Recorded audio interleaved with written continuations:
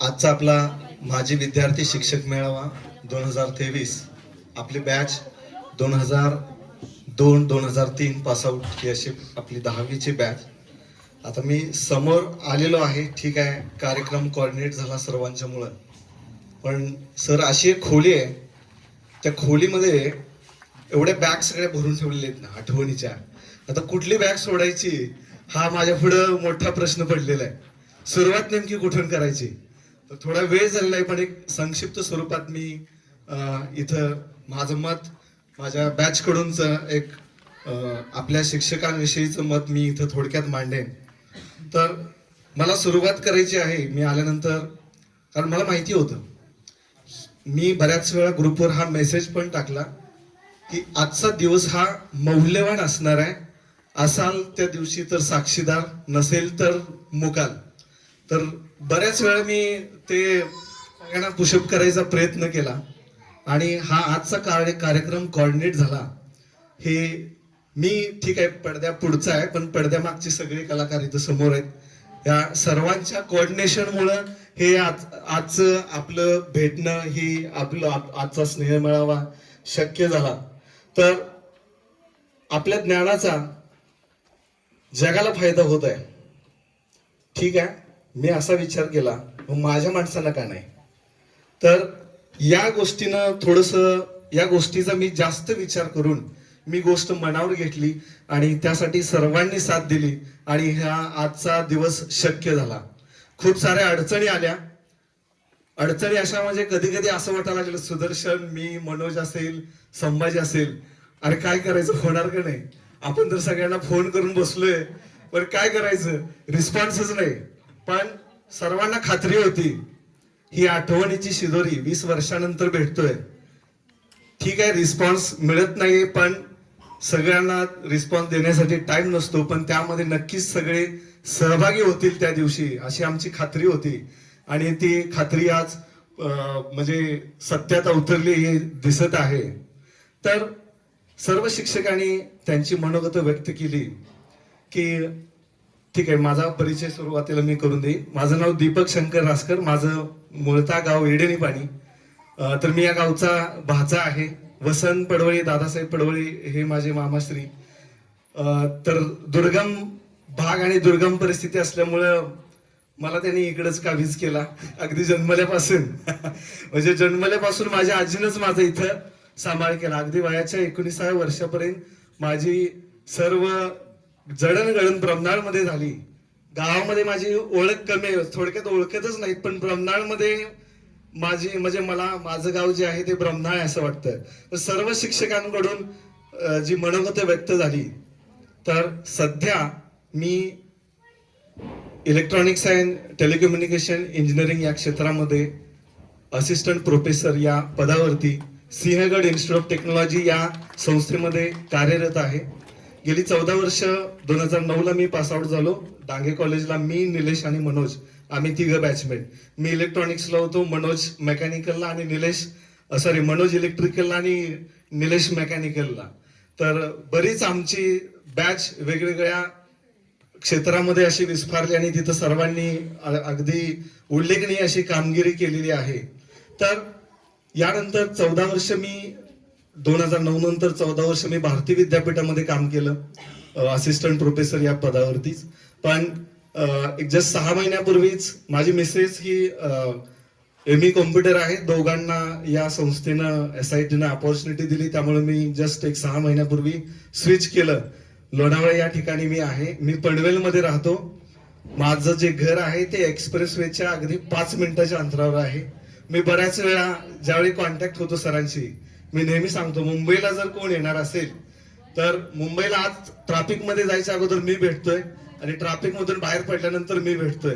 तर आताही तेच सांगतो, अगदी मुंबईला आवर्जून दौरा असेल तर माझी आठवण नक्कीच कराल आणि आपली भेट होईल. तर सध्या मी इथं कार्यरत आहे. शिक्षकांची मनोगत मी ऐकली. तर शिक्षक हा असा प्राणी आहे, आता मी आणि मनोज आमच्या बॅचचे मला वाटतं दोघं या क्षेत्रात आहे. शिक्षक हा असा प्राणी आहे, शिक्षक आणि रस्ता, की जे दुसऱ्यांना अगदी देहापर्यंत पोहोचवतात आणि ते मात्र आहे तिथंच असतात. सर जे बोलले की शिक्षक हा नेहमी गरीबच असतो आणि आमचं भाग्य आहे की आम्ही त्या क्षेत्रामध्ये काम करतोय. म्हणूनच मगाशी बोललो, जग सगळा आपल्या ज्ञानाचा फायदा घेत आहे, तर मला असं वाटलं माझ्या ज्ञानाचा फायदा माझ्या बॅच साठी का नाही झाला पाहिजे. माझ्या शिक्षकांना मला भेटण्यासाठी जर तो क्षण तिथं जर नॉलेज अप्लाय झालं तर त्याच्यासारखं आउटकम दुसरं काहीच नाही. आणि ते शक्य झालं. सगळं जे माझे क्लासमेट आहेत त्यांनी सर्वांनी वेगवेगळ्या जबाबदाऱ्या उचलल्या. मला माहिती होतं अचानक आपला स्नेह मेळावा असा अचानक उठून होणं शक्य नाही. तर मला वाटतं शिक्षक दिना दिवशी माझ्या डोक्यात एक आयडिया आली. ठीक आहे, आपण समोरासमोर भेटू शकत नाही, पण आपण एक ऑनलाईन माध्यम आहे. सगळ्यांना आता कोरोनामुळे mobile, Zoom meeting, Google Meet हे सगळं माहीत झालेलं आहे. तर मी बऱ्यापैकी जे माझ्या कॉन्टॅक्टमध्ये जे शिक्षक होते सगळ्यांना मी आव्हान केलं आणि सगळे सामील झालो आम्ही. आणि एकदम अतिशय सर्वांना छान असं वाटलं. यशस्वीरित्या तो कार्यक्रम पार पडला. ऑनलाईन आम्हाला परत 1 तास आम्ही ठरवलेलं, पण ते 1 तासापेक्षा वेळ बराच पुढे चालला आणि खूप छान अशा गप्पा गोष्टी झाल्या. तर एक ती झलक होती. मला खूप छान वाटलं की आता आपला स्नेह मेळावा होणार नक्कीच, कारण आपण त्याची एक पायरी चढलेलो आहे आणि ते आज शक्य झालं. तर ब्रह्मनाळ गावानं मला भरपूर काही दिलेलं आहे. मी आज जो काय आहे तो ब्रह्मनाळ गावामुळे आहे. ठीक आहे, भाचा असेल पण मी समजतो मी ब्रह्मनाळचाच आहे. तर जे अनुभव आहेत माझे ते मी मराठी शाळेपासून सांगायला एक सुरुवात करेन. पहिलीला गेल्यानंतर 4थी पर्यंत मगाशी सर्वांनी सांगितलं आमच्या वर्ग शिक्षिका सुनंदाबाई मॅडम. तर सर्वांना सांगतोय जे कॉन्टॅक्ट मध्ये माझ्या आहेत, गुरुपौर्णिमेला आणि शिक्षक दिना दिवशी मी नेहमी आवर्जून आठवण काढतो सगळ्यांची. माझा नेहमी सर्वांना फोन असतो आणि आज त्या आजच्या ह्या दिवसामुळं सगळे ग्रुपवर जॉईन झाले. अशक्य की अशी गोष्ट आज साध्य झाली. सर्वांचे नंबर आहेत. ठीक आहे, मी नंतर बोलतो. मला बरेच गोष्टी बोलायच्या आहेत सर, मला वेळ नव्हता त्यामुळे मी मुद्दे नाही. पण ठीक आहे, थोडं गडबडेन मी, पण शिक्षकांच्या समोर गडबडला नाही तो विद्यार्थी कसला. तर थोडस समजावून घ्या गडबडलं तर. तर मॅडमने म्हणजे मॅडम आजचं जे शैक्षणिक धोरण आहे, नॅशनल एज्युकेशन पॉलिसी 2020, आम्ही जे बघतो वर्कशॉप, मनोज असेल, मी असेल, आम्ही अटेंड करतो.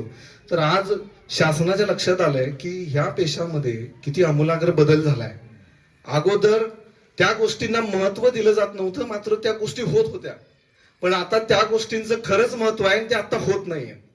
कोणतीही गोष्ट केली तर त्याचा आउटकम काय, खरंच हा खूप महत्वाचा पॉइंट आहे. त्याचा आउटकम काय, तर आम्ही शिकत असतो. तर सुनंदाबाई मॅडम, मला ती गोष्ट आवर्जून सांगायला आवडेल की कार्यानुभव हा विषय होता. तर तो घरातून एक फडका आणा, सुई दोरा आणा, तो शिवायचा. त्या शिलाईच्या वेगवेगळ्या पद्धती, इव्हन बटन लावणं जरी असेल तर आजही माझ्या शर्टाचं एखादं बटन निघलं तर मी स्वतः लावतो. सर मॅडम, ते त्या गोष्टीचा आउटकम आहे असं मी समजतो. आणि कोणतीही कविता असेल, कोणताही धडा असेल, शिकवताना अगदी म्हणजे स्वतःला त्यामध्ये ओतून शिकवणं. आईची कविता असायची, मला अजून आठवतं, सुनंदाबाईंना ती कविता कधी पूर्ण करता आलीच नाही, कारण शेवटच्या कडव्याला गेल्यानंतर मॅडमांच्या डोळ्यातून अश्रू यायचे. तर ह्याला म्हणतात समरस होऊन शिकवणं. हे आम्ही तुमच्याकडून घेतलं, आम्ही तुमच्यामध्ये ते बघितलं आणि त्यामुळे आम्ही घडलो. तर आज शासनाला ह्या गोष्टी जाणवू लागल्या, त्यामुळे आता शासन आउटकमच्या मागे लागलेलं आहे. हे सगळं चाललंय पण त्याचा आउटकम काय. पण अगोदर असं होतं, सगळे आउटकम होते आणि त्याच्यावर कुणाचं लक्ष नव्हतं. पण आम्ही त्या वातावरणामध्ये घडलेलो विद्यार्थी आहे. आमची बॅच ही अगदी इंटरमिडिएट बॅच आहे की जुनाही काळ बघितलाय आम्ही आणि आता नवीन तंत्रज्ञानाचाही काळ बघितलाय. आता आमची जी मुलं आहेत ही पूर्ण नवीन तंत्रज्ञानाच्या पूर्ण स्वाधीन आहेत. जसं समिताने सांगितलं, मी त्याविषयी पण थोडं बोलेन की मोबाईल या कोरोनामुळे तर प्रत्येक मुलाच्या हाती मोबाईल आहे. सर्वांनी विचार करणं गरजेचं आहे. तर त्यावेळी ना मोबाईल होता ना काय, फक्त शिक्षकांची शिकवणी आणि घरातल्यांचं प्रेशर ते चांगल्यासाठीच होतं. त्यामुळे हे सगळे आम्ही घडलेलो आहोत. आणि त्याचसोबत विमल मॅडमांचं सुद्धा त्यावेळी आम्हाला नेहमीच मार्गदर्शन असायचं. आमची जी पाठीमागची बॅच होती त्यांच्यासाठी मॅडम वर्ग शिक्षिका होत्या, परंतु सुनंदाबाई आणि विमलबाई सोबत यायच्या. जरी कोणाची काही कंप्लेंट असेल तर दोघींच्याकडून सगळं काउन्सिलिंग व्हायचं. हे बाबा असं नाही, हे असं आहे, तुझ्या घरी सांगेन, या इथून सगळ्या गोष्टी चालू असायच्या. नेहमी आम्ही त्या एकदम अशा पेचक अशा वातावरणात, पेचक असं त्यावेळी वाटायचं, पण आता त्याचं महत्व समजतंय. तर अशी ही मराठी शाळेतली आमची आठवण.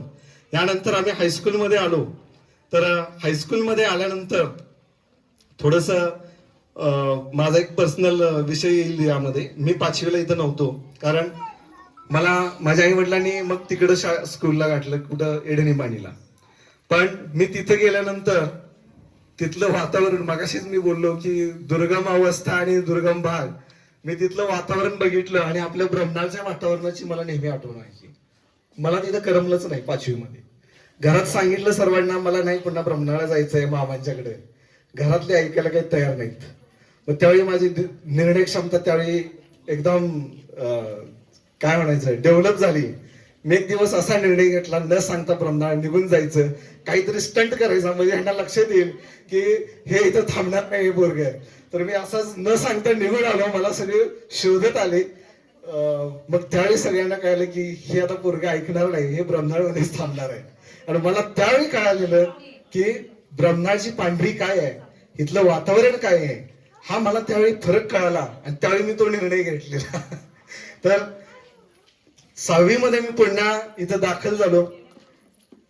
शिक्षकांच्या बाबतीत बोलायचं म्हटलं तर मी नवीन यादव सरांच्या पासून सुरुवात करेन. नवीन यादव गणित आणि सायन्स 1 हा त्यांचा सब्जेक्ट असायचा.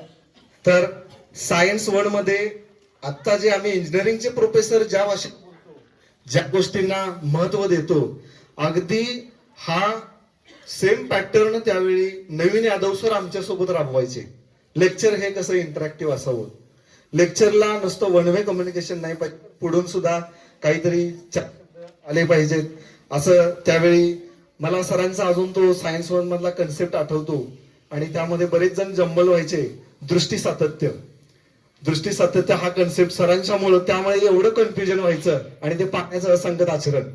या दोन्ही कन्सेप्ट अगदी आजही मी, माझी मुलं CBSE ला आहेत, पण तो त्यामध्ये ज्यावेळी कन्सेप्ट येईल त्यावेळी मी या गोष्टीचा नेहमी उल्लेख करत असतो. यानंतर पी के चौगले सर भूमिती आणि सायन्स 2 रसायनशास्त्र असा विषय शिकवायचे. शिस्त कशी असावी, विद्यार्थ्यांना वागलं कसं पाहिजे, या सर्वांगीण छबा हा सरांच्याकडून आम्हाला मिळाला. नंतर ज्यावेळी मी अब्दुल कलामांचं प्रतिमा बघायचो किंवा त्यांचं एखाद्या न्यूजला यायचो, मला पी के पाटील सरांची आठवण व्हायची. कारण त्यांचं रूप ते त्यावेळी आणि रसायनशास्त्र शिकवायचे ते सेम असं ते प्रतीत वाटायचं मला. यानंतर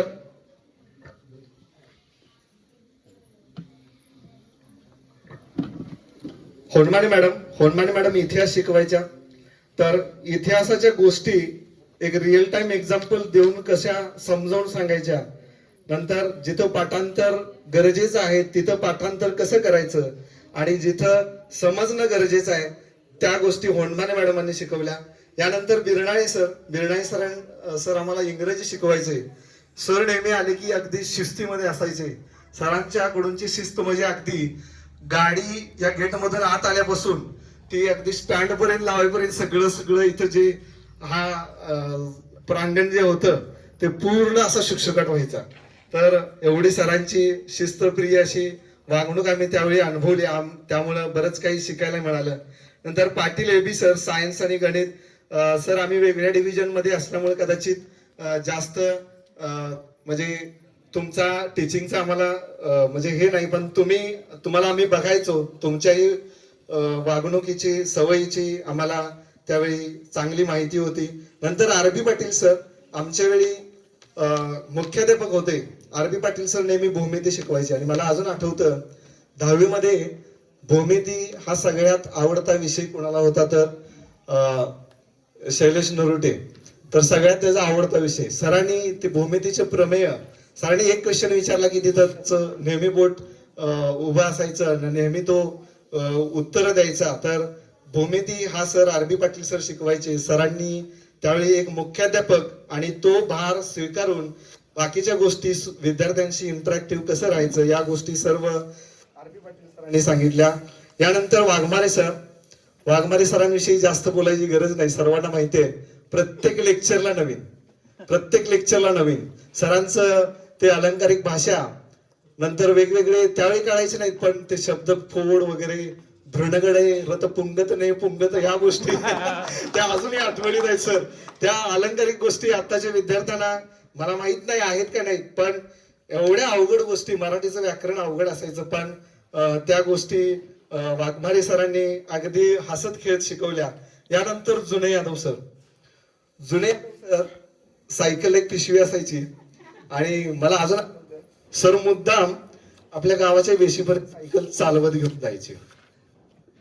म्हणजे चालत सायकल पकडून, का तर कोण कुठं आहे काय करत आहे हे नेहमी सरांचं लक्ष असायचं. आणि तिकडे ग्राउंड होतं, आमची बॅच एवढी खेळकर, शनिवारी रविवारी आम्ही नेहमी ह्या रेल्वेच्या पलीकडेच असणार. आमचे किशे जर धुताना शोधले तर त्यात वाळूच असायची एवढी खेळकर आमची. तर आम्ही तिथं क्रिकेट खेळायला असायचो. सरांची सायकल कुणाला दिसली की सगळे सैर वैर पळायला चालू करायचे आणि सरांचं त्यातून पण बारकाईने लक्ष असायचं, कोण पळतोय, कोण कुठे गेला, कोण लपला. मग दुसऱ्या दिवशी आल्यानंतर आमची चांगलीच हजामपट्टी असायची. खेळास अभ्यास पूर्ण केला नाहीस, तू खेळत होतास. म्हणजे सरांचा खेळण्याला कधीच विरोध नव्हता, परंतु खेळासोबत अभ्यासही महत्वाचा आहे, शिस्तही महत्वाची आहे. 7वीची स्कॉलरशिपचं प्रिपरेशन असेल, सर सकाळी यायचं. मी मागाशीच म्हटलं, सर्व शिक्षकांनी त्यांचा जीव ओतून आमच्या बॅचला म्हणजे त्यांच्या कारकिर्दीत सर्वांना शिकवलेला आहे. त्यातलाच हा एक भाग. सर सकाळी असायचे, सर संध्याकाळी असायचे. स्कॉलरशिपच्या अडीअडचणी सर नेहमी अगदी उत्स्फूर्तपणे त्यामध्ये सोडवताना भाग घ्यायचे. नंतर खताळ सर जीवन कसं बिंदास्त जगायचं, ऑल इज वेल. तर सरांची ओळख त्यापासूनची आहे. सर भूगोल शिकवायचे, पण अशी हसत खेळत सरांच्या लेक्चरला आम्हाला खूप फ्री वाटायचं. अगदी बिंदास्त आम्हीही बोलायचे आणि सरही बोलायचे. तर असे आमचे खताळ सर. मी सर्वांना 2 वेळा कॉल केलते, पण मी सरांना आवर्जून विचारलं, सर नक्की येणार आहे ना?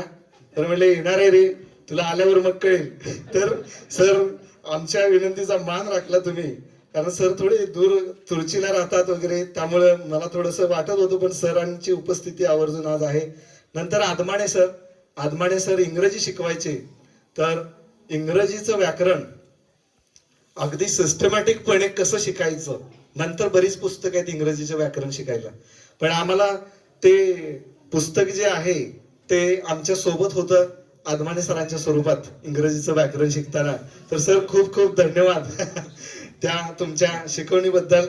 नंतर ए.बी. पाटील सर, इतिहास सॉरी एस.बी. पाटील सर आज उपस्थित नाहीत. सरांनी मला फोन केला, कालच फोन केलेला. मी बऱ्याच लोकांना बोललो नाही. दीपक मला गावी जायचं आहे आणि एक अडचण आहे, माझी यायची प्रबळ इच्छा आहे, पण दुसरी गोष्ट अशी आहे तिथं नाही गेलं तर प्रॉब्लेम होईल. सर म्हटलं ठीक आहे, तुम्ही नंतर आपली भेट होईल, आपण पुढचा एखादा आपला स्नेह मेळावा असेल त्यावेळी आपण भेटू. तर एस.बी. पाटील सर इतिहास शिकवायचे. तर एस.बी. पाटील सरांचा सुद्धा इतिहास जो आहे अगदी ग्रीस संस्कृती असेल, हडप्पा संस्कृती असेल, या गोष्टी अगदी म्हणजे रिअल टाइम मध्ये त्यांनी व्यवस्थित शिकवल्या. मतकरी सर मराठी आणि हिंदी, मला अजूनही सरांची एक छोटी आठवते, ती एकदम सुंदर हस्ताक्षरात वेगवेगळ्या कलरच्या पेननं लिहिलेली ती गाणी, पळसाला पाने तिनं ही भगवंताची विण, या सगळ्या गोष्टी मतकरी सरांचं नेहमी हस्ताक्षरात सरांची ओढ असायची. वेगवेगळ्या कॉम्पिटिशन ते वर्गातच घ्यायचे आणि त्या अनुषंगानं त्या माध्यमातून आमचं हस्ताक्षर सुधारलं. नंतर भोसले मॅडम, त्यांची पहिलीच बॅच आमची होती.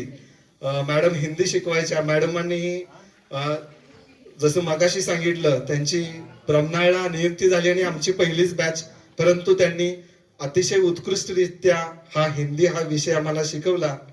यानंतर पाचोरी मॅडम सुदर्शन मगाशीच आठवण काढली, तर नेहमी आम्ही कॉन्टॅक्ट मध्ये असतो. ठीक आहे, मित्र कॉन्टॅक्ट मध्ये आहेत, पण सर्व शिक्षक सुद्धा कॉन्टॅक्ट मध्ये असणं गरजेचं आहे. तर पाचोरे मॅडमांची सुद्धा शिस्त, त्यांचं म्हणजे एक सेन्स ऑफ ह्युमर मॅडमांचा जबरदस्त होता. तो आम्हाला नेहमीच म्हणजे त्याची आठवण होते. मॅडम नाही आहेत आता, तर खूप वाईट वाटते आम्हाला. मॅडम असत्या तर खूप बरं झालं असतं. तर अशी ही आपली सर्व शिक्षकांची मांदी आळी इथं आज स्टेजवर उपस्थित आहे. यासारख्या पुढचं पंढरपूर काय असू शकतं. सगळे विठ्ठल, सगळे परमेश्वर इथं उपस्थित आहेत असं मी समजतो. यानंतर पाटील मॅडम असतील, नंतर गावडे गुरुजी असतील. आम्ही नेहमी गावामध्ये पोरत असताना पोरा काय चाललंय, अभ्यास करतो, नेहमी आम्हाला त्यांचं मार्गदर्शन असायचं. मला वाटतं अशी सर्वांची स्वभावाविषयी सर्वांचं स्किल जे आहे ते मी इथं उजाळा देण्याचं काम मी माझ्या अनुषंगाने केलेलं आहे. थोडासा वेळ जास्त झालेला आहे, तर ठीक आहे. जसं मगाशी बोललो, आमची पिढी ही एक इंटरमिडिएट पिढी आहे. तर आमच्याकडे जबाबदारी आहे जुनी माणसं जपणं, आणि जी नवीन पिढी घडत आहे त्यांना सुद्धा जपणं ही आपल्या सर्वांची जबाबदारी आहे. तर जसं मगाशी समितानं सांगितलं, खूप छान वाटलं की या गोष्टीवर सुद्धा म्हणजे खरंच आपण एक जाणीवपूर्वक भर दिला पाहिजे की नुसतं आपण सुधारलो म्हणून उपयोग नाही, आपल्यामुळं 4 लोकही सुधारावीत. तर लोकांसाठी आनंद हा पर्वणीचा असतो, पण मी असं समजतो सगळ्यात मोठा आनंद म्हणजे दुसऱ्यांना आनंद देणे. दुसऱ्यांना आनंद देणे हा सगळ्यात मोठा आनंद आहे, आणि आज तुम्ही प्राप्त केलेला आहे. तर सर्वांचं पुन्हा एकदा धन्यवाद.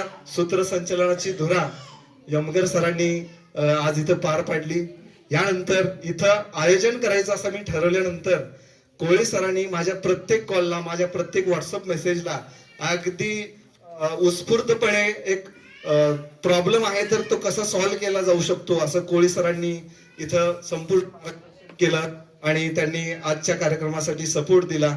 नंतर चव्हाण सर असतील, आणि माफ करा आणि कोणाची जर चुकून जर नावं घ्यायची राहिली असतील, सर्व जण आम्हाला वंदनीय आहात, आणि इथून पुढे तसंच आमच्यासाठी वंदनीय राहणार आहात.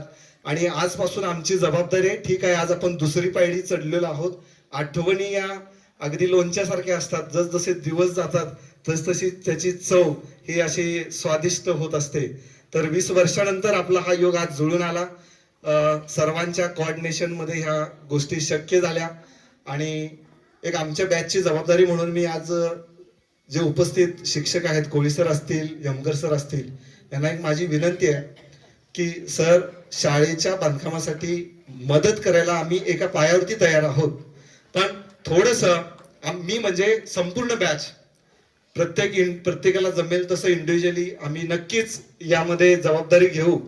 फक्त एक जे बांधकाम होणार आहे त्याचा एक आराखडा, एक ऑफिशियली किंवा एक प्रोसिजरल म्हणतो आपण, तो जर आमच्या समोर ठेवला आणि एखादं करंट अकाउंट असेल, जॉईंट अकाउंट असेल, जर तुम्ही ओपन केलं तर आम्हालाही म्हणजे आम्हाला पक्का विश्वास आहे तुम्ही हाडामासाचे सर्व शिक्षक आहात, तुम्ही या ब्रह्माच्या पांढरीतली लोक आहात, त्या गोष्टी व्यवस्थितच करणार. म्हणून तर तुम्ही हा ध्यास पकडलेला आहे. एका शिक्षकाची तळमळ जी काय असते मला माहिती आहे. फक्त ह्या गोष्टी जर आमच्या समोर आल्या, समोर म्हणजे प्रत्येकाला मनात म्हणजे काय म्हणायचं, एक डिजिटल माध्यम आहे, फोन पे असेल, जीपे असेल, एका दोन क्षणात 2 मिनिटाचा विषय आहे, सर्वजण त्यामध्ये पुढाकार घेतील. तर इथं उपस्थित सध्याच्या शिक्षकांना माझी विनंती, एक आपल्या शाळेसाठीचा आराखडा कृपया तयार करून तो आम्हा सर्व बॅच समोर, सगळ्याच बॅच समोर आम्हाला समोर ठेवावा. या कार्यक्रमासाठी जसं आम्ही इनिशिएटिव्ह घेतलं त्याच पद्धतीनं त्या कार्यक्रमासाठी सुद्धा आम्ही त्या गोष्टीसाठी इनिशिएटिव्ह नक्कीच घेऊ. आणि लास्ट बट नॉट लिस्ट माझे मित्र जे इथं उपस्थित आहेत, तर सर्वांनी अगदी उत्स्फूर्तपणे यामध्ये हिरहिरीने सर्वानुपणे म्हणजे सर्वांनी इथं मला सपोर्ट केला. इनिशिएटिव्ह फक्त माझा होता, पण बाकीच्या धुरा इथं सर्वांनी सांभाळल्या. हे काम करत असताना पण खूप एवढा आनंद आम्ही उपभोगला. जसं की मी आजीला भेटायला आलेलो आईला घेऊन 10:30 वाजता, तर सुदर्शन मीटिंग आपल्या बनामध्ये घेतलेली, या आपण नियोजन करूया. तर आम्ही तिथं बनामध्ये गेल्यानंतर एक गंमत सांगतोय. तर आम्ही शूज वगैरे चप्पल बाहेर काढून तिथं मंदिरामध्ये बसलो आणि नंतर बाहेर आलो, लक्षात आले की आपली चप्पल नाही आहेत जागेवरती. तर तिथे जी कुत्री होती त्याने पळवून नेलेली इकडे तिकडे. आम्ही रात्री 12 वाजता बनामध्ये आमचे शूज चप्पल शोधत बसलेलो. तर यातूनही आम्ही आनंद घेतला आणि सर्वांना सांगायचं आहे की प्रत्येक गोष्टीतून आपण आपल्याला आनंद घेता येत असतो. आपला तसा दृष्टिकोन पाहिजे. आणि हा कार्यक्रम कशासाठी, एका दिवसासाठी इथं भेटायचं आहे नंतर विसरून जायचं आहे असं नाही. एका आजच्या या पवित्र मेळाव्याच्या गाठीने आपण आज बांधलेलो आहोत. तर आपल्या सर्वांची जबाबदारी राहील, प्रत्येक शिक्षकाशी आपण कॉन्टॅक्ट मध्ये असू, प्रत्येक मित्राशी आपल्या कॉन्टॅक्ट मध्ये असू. कारण मित्रांच्या विषयी बोलायचं झालं तर एक थोडस मी एक छोटीशी कविता आहे, मी एक माझ्या तोडक्या मोडक्या आवाजात मी म्हणून दाखवेन. जरा गायनाची थोडी आवड आहे मला, मी जोपासले, नंतरही जरा मी बोर करणार आहे. पण आता थोडस मित्रांची माझ्या आयुष्यातील एक महत्व किंवा आमची भूमिका. दुःख अडवायला उंबऱ्यासारखा मित्र वनव्यामध्ये गारव्यासारखा, मित्र वनव्यामध्ये गारव्यासारखा. त्रासलो जिंदगी वाचताना पुन्हा, त्रासलो जिंदगी चालताना पुन्हा. एक धडा मैत्री वाचण्यासारखा, मित्र वनव्यामध्ये गारव्यासारखा. तर माझं जे मनोगत होतं मी अगदी थोडक्यात मी संपवलेलं आहे असं मला वाटतं. जास्त वेळ न घेता मी इथंच थांबतो. पुन्हा एकदा कोळी सरांचं मी आभार मानतो, उपस्थित सर्व गुरुजनांचं मी आभार मानतो आणि माझे 2 शब्द इथं मी संपवतो. धन्यवाद सर, थँक्यू.